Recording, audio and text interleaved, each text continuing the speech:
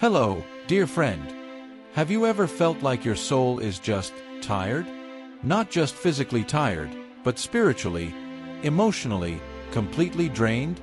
Maybe you're reading your Bible, praying, serving in church, doing everything you believe a strong Christian should do. But deep inside, you feel numb, disconnected, almost empty. If that's you today, I want you to know, you are not alone. Spiritual burnout is real. And the Bible has so much to say about it. In this video, we'll journey together through scripture, personal reflections, and powerful truths to understand what spiritual burnout really is, why it happens to even the strongest believers, and most importantly, how God wants to restore your weary soul. So, find a quiet place, grab your journal, open your heart, and let's begin this journey of hope, healing, and divine restoration together. Did you know that spiritual burnout isn't just a modern problem caused by technology overload or busy schedules? Even the mighty prophet Elijah faced it. Let's picture his story for a moment. Imagine standing on Mount Carmel, feeling the blazing heat of the sun on your face as you call down fire from heaven, proving to everyone that the Lord is the one true God. You experience a victory so great that people fall on their faces, crying out in worship. But only hours later, Elijah is running for his life from Queen Jezebel's threats. He finds himself alone, exhausted, and overwhelmed. In 1 Kings 19 verse 4, Elijah says, "I have had enough, Lord. Take my life. I am no better than my ancestors." Can you hear his pain? He was completely burnt out, spiritually, emotionally, physically. He wanted to give up. But how did God respond? Did he say, "Elijah, where is your faith?" Did he rebuke him for being tired? No. God let Elijah rest. He sent an angel to feed him. He allowed him to sleep again. Then he spoke to him, not in an earthquake, not in fire, but in a gentle whisper. Pause here for a moment, friend. What does that tell you about God's heart towards you when you feel burnt out? He longs to restore, not condemn. Take a deep breath right now. Close your eyes if you can. And just imagine God gently whispering to your weary soul, "Rest, my child. I am here. I see you. I love you." Listen to the words of Jesus in Matthew 11 verses 28 to 30.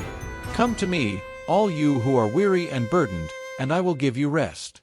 Take my yoke upon you and learn from me, for I am gentle and humble in heart, and you will find rest for your souls." Friend, Jesus doesn't say, "Try harder," or "Have more faith." He simply says, "Come to me." Spiritual burnout often happens when we carry burdens God never asked us to carry, when we try to do everything in our own strength rather than His. Take a moment to reflect. What are you carrying today that feels too heavy? Have you been trying to serve without stopping to rest at His feet? Lord Jesus, today I lay down every burden I've carried alone. Teach me to come to you, to rest in you, and to learn from your gentle, humble heart. Restore my weary soul. In your name, Amen. In Luke 10 verses 38 to 42, we see Martha busy serving while Mary sits at Jesus' feet, listening to him. Martha gets frustrated. She complains to Jesus, "Lord, don't you care that my sister has left me to do the work by myself? Tell her to help me." But Jesus responds with so much love, "Martha, Martha, you are worried and upset about many things, but few things are needed, or indeed only one. Mary has chosen what is better, and it will not be taken away from her." Martha wasn't wrong to serve.